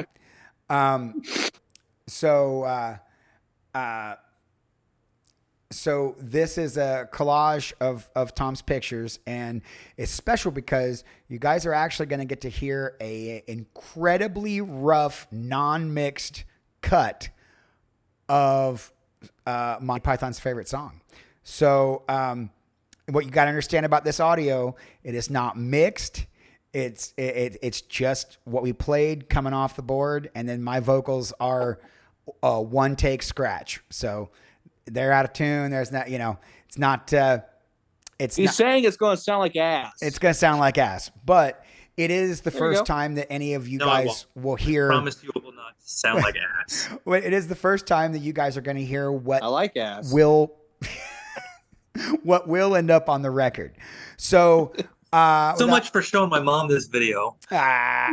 So I showed my mom this video. she's in the room right now. So this is a video. This is all Tom's work, and then backed up by a song Your that we work. did. Backed up by our work. That's right.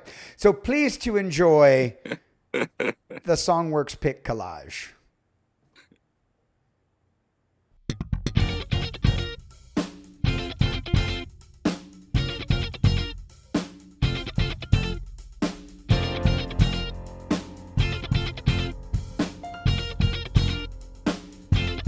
Walking the names of some city, just getting lost can comfort a man. With you and me disconnected, going to ground with nowhere to stand. If I could fly, I'd ride with the lightning, where I could touch you with many a fall. In my rambling path between heaven and earth, I could strike anywhere, and I'll find you wherever you are.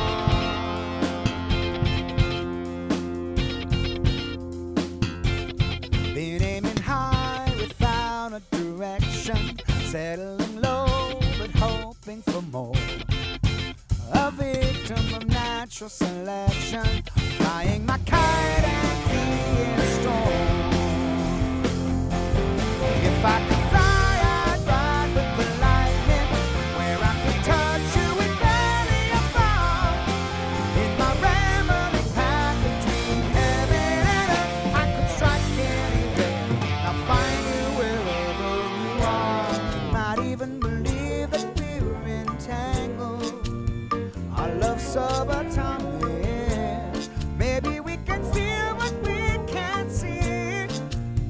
Forever and ever, I'll be a fool for your foolish ways. Riding the night that you called your day, light it with our electricity.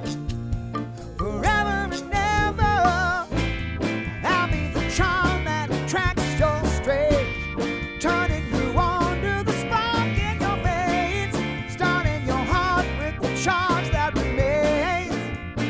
Forever and ever, forever and ever, forever and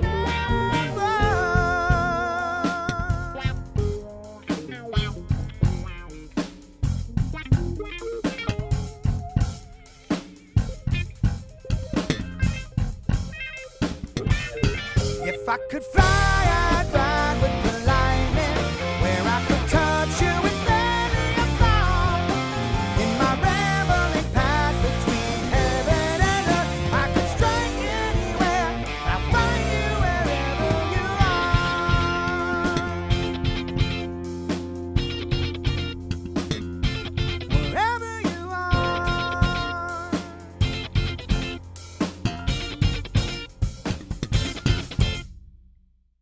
all you guys in chat, what did you think of Tom's pictures? It's about Tom's pictures. Those fucking shots of us, man, are amazing. It is amazing photography. Y'all, seriously, like it's so good. And the fucking song, like the song is good too. Like the whole thing, all that. Like I think that video right there was just a special little microcosm of what happened that week. And yeah, it was just great. Yeah. Sandy and I were just watching and remarking like how you captured so many emotions, Tom, that we didn't know existed, except for James, and like that's just James. You can take any picture of James, it's going to be animated, but the rest of us, wow. Yeah, I mean that's one thing that I do that I have a knack for is I have a knack for catching those little tiny moments that just go by like that. I have a knack for kind of being in the right place and paying attention to shit like that. So it's a curse and a blessing. I overshoot way too much. Like when I shoot a wedding, I'll probably shoot anywhere between 3,000 to 3,500 photos for 8-10 hour day. But you captured emotions I didn't know existed. So yeah, I've got a lot of, there might be chunks of photos I'll never use because I was anticipating a moment that never happened. But sometimes when that moment happens, the photos pay off and it's perfect. Mm-hmm. Just like writing a song. Yep. Yeah. So listen, we are gonna get to wrapping up here. So I want to get some final thoughts from the crew here, and I also want all of you guys to talk about your own projects and your things that you have going on. Starting with Tom. Tom, how'd you feel about the whole thing, and then tell us where to find you. Words can't describe how I feel about this whole thing. Your Songw3rks weeks are like a capsule in a moment in time for me, and it's like hanging out with you like we did in high school, college, and then it's just sitting back and watching creative people be creative. And I don't get to spend a week like that very much, so I love that part. Just to even be honored enough to literally be inside the studio while you're creating such jaw-dropping shit. Content aside, I mean, it's a great week. It was a great week, and I cannot wait to really get into the photos that I took and really show you kind of what happened.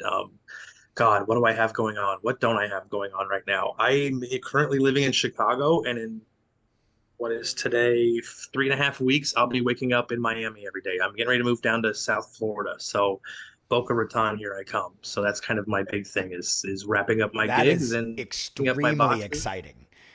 That is extremely exciting, Tom. Yeah. I think you're going to find when you get down there, the environment, the playground that you're going to have to be able to shoot is night and day from Chicago. Night and day. Literally, it's actually night and day. Yeah, no, it's gonna be. I'm excited about the opportunity down there to really kind of take what I've learned and done here in Chicago and move that into a Miami area climate and photography climate and just see what I can get myself into.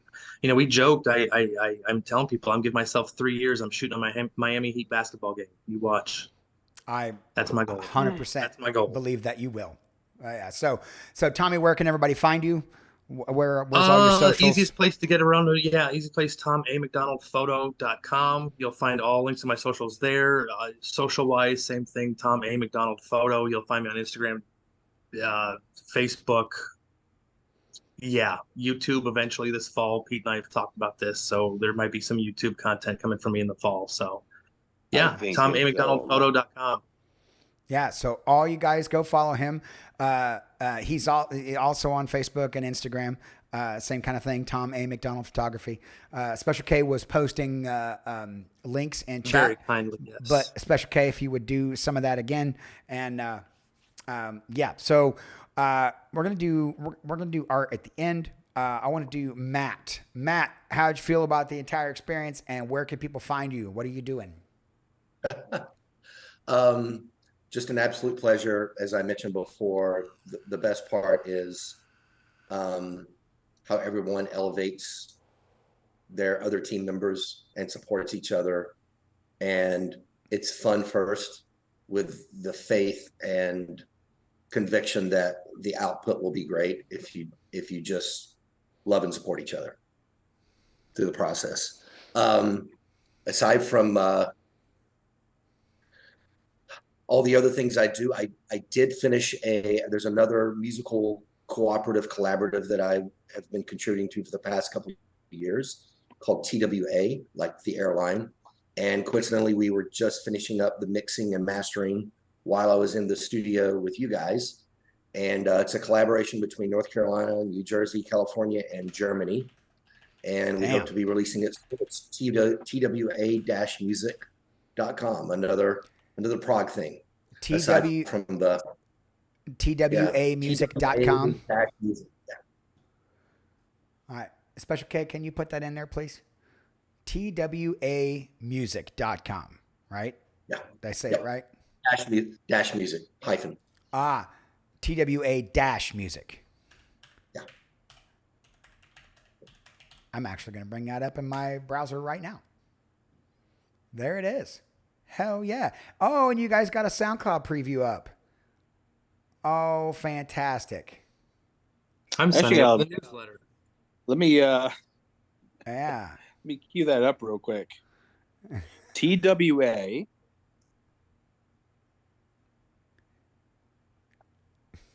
I already shared it with you guys. What's the with ass?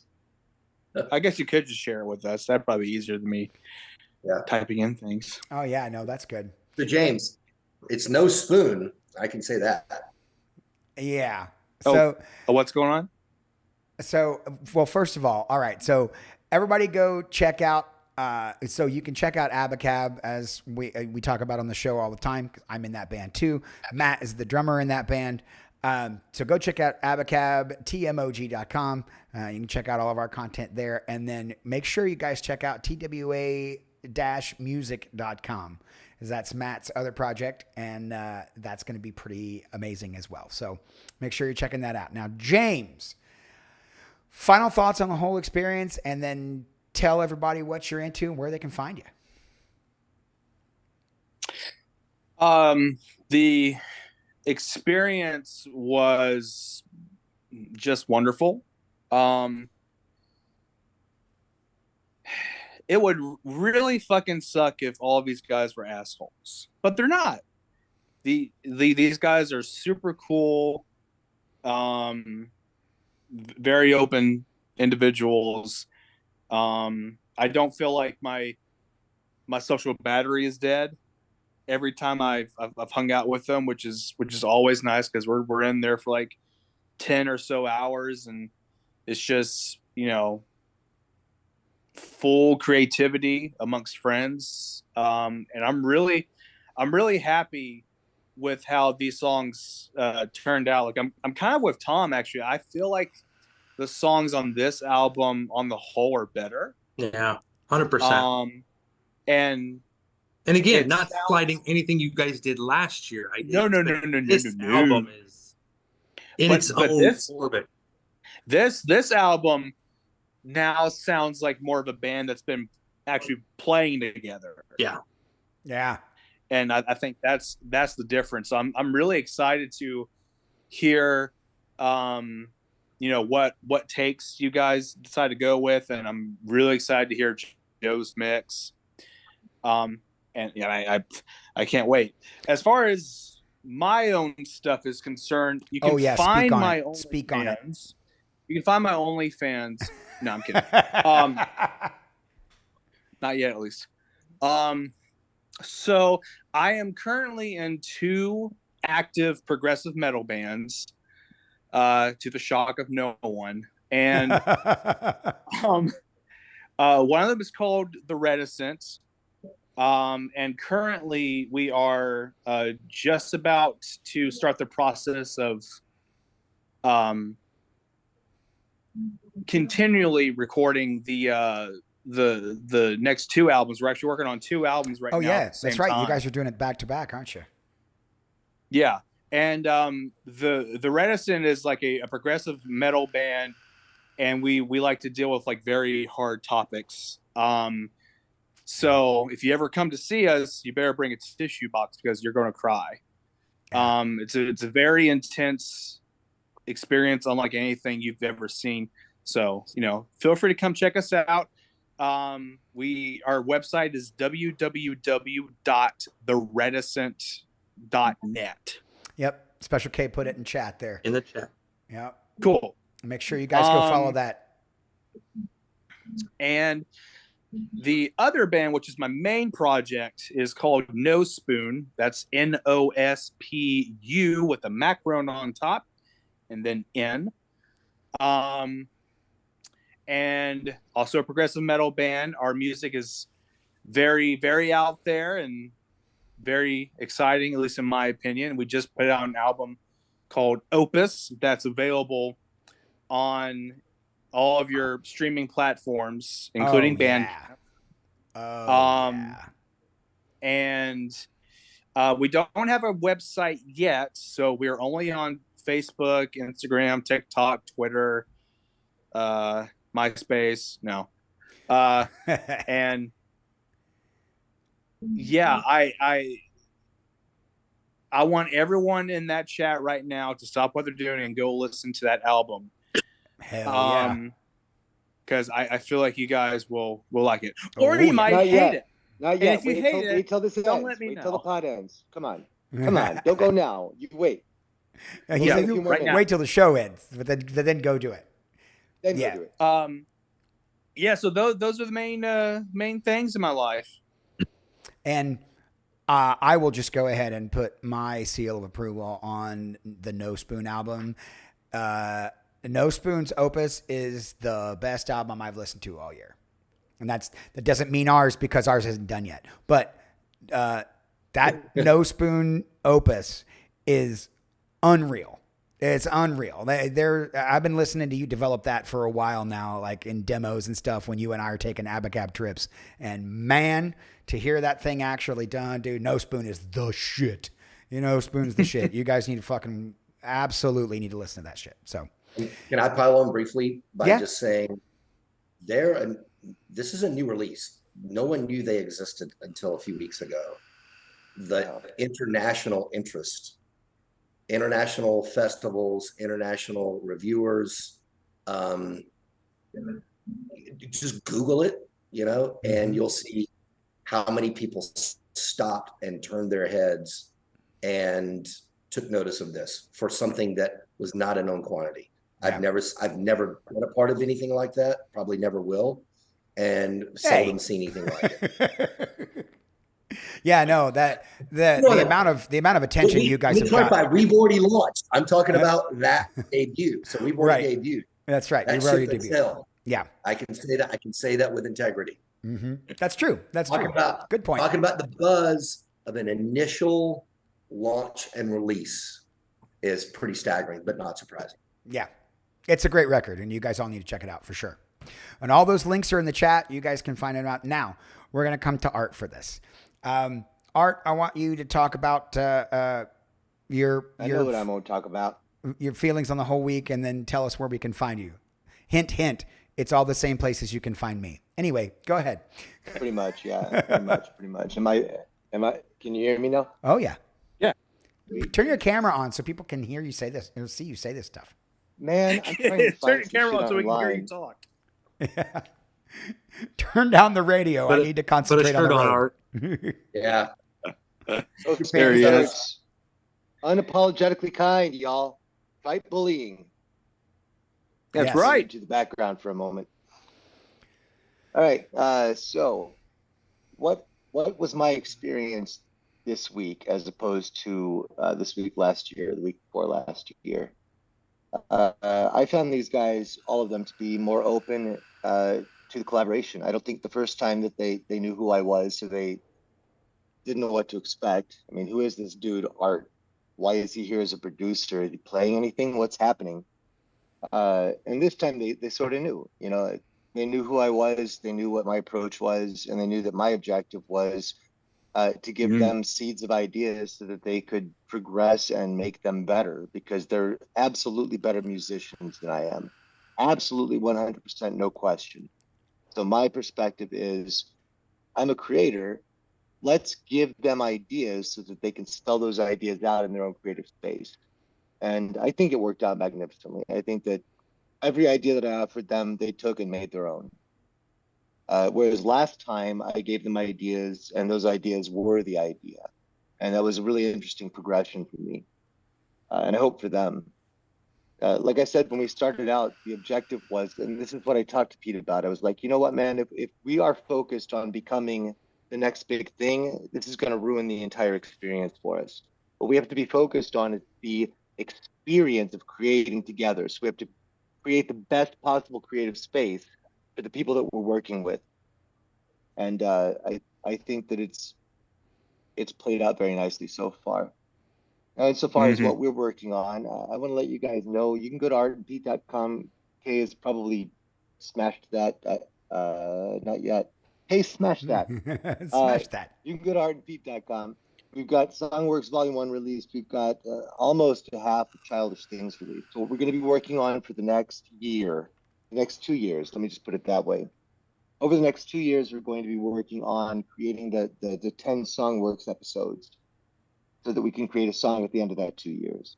For the next year, we're going to be working on releasing the rest of Childish Things, in addition to potentially those first 5 episodes.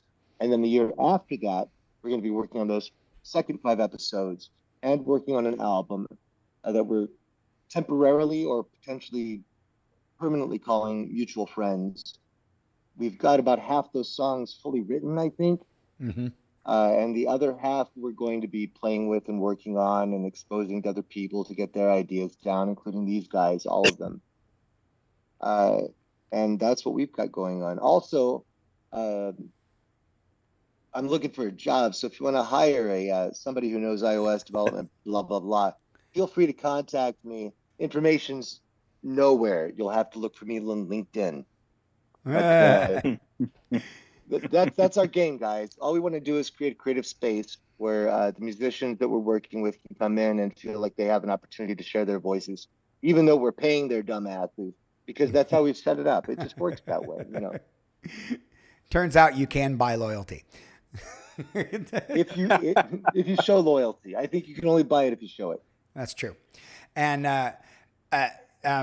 yes, to your point, we are going to spend the next couple years finishing up some Art and Pete content that we have set on the back burner because Songw3rks is so exciting. But now we've got 2 Songw3rks albums under our belt, so we're going to take some time and get this stuff done, and then we're going to come back to Songw3rks, and then we'll do a Songw3rks Volume 3.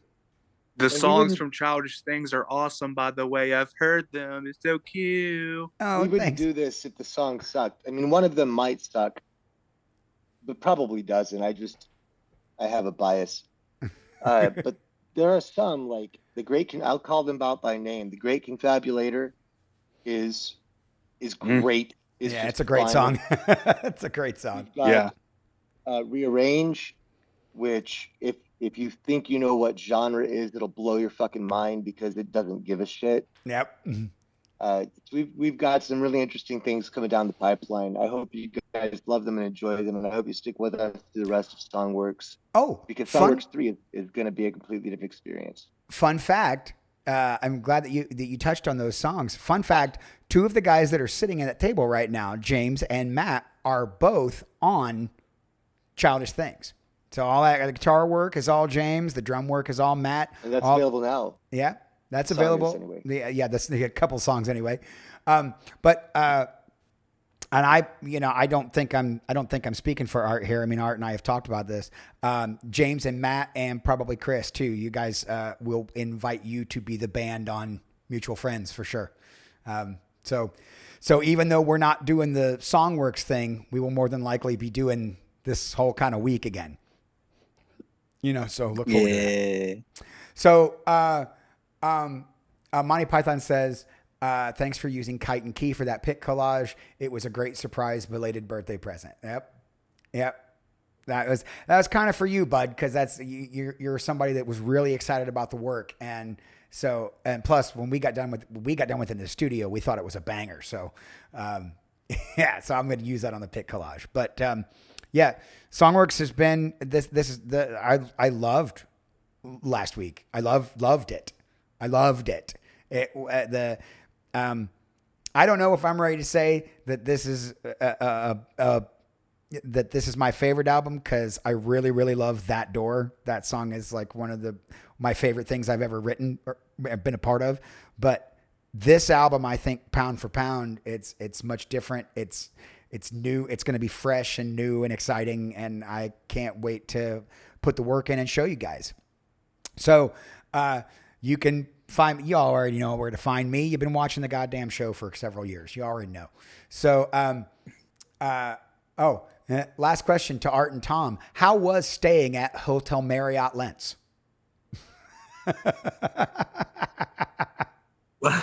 We had continental breakfast set up for us every morning with fresh coffee, and we came home to a hot home-cooked meal. I will not and cannot complain. Hell yeah. Hell yeah. So I'm not sure where Art went, but I want to bid you guys adieu. Thank you so much for being here at the show. It's been an honor to work with all you guys, and we're gonna do it. We're gonna do it some more. Muted. You're welcome. Oh, he's up here. Am I back, dude? He's up here at the top now. Hang on, I'll bring you down. Oh, big man. There you are. Now you're in the seat. So, hey, look at that. Thank you guys so much. Turn your camera back on so we can wave at people.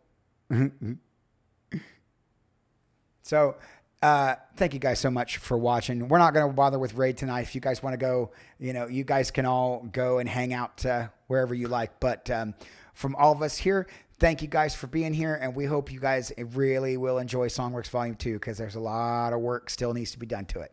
And hopefully it's going to be super cool. Bye-bye, guys. Thank you for being here.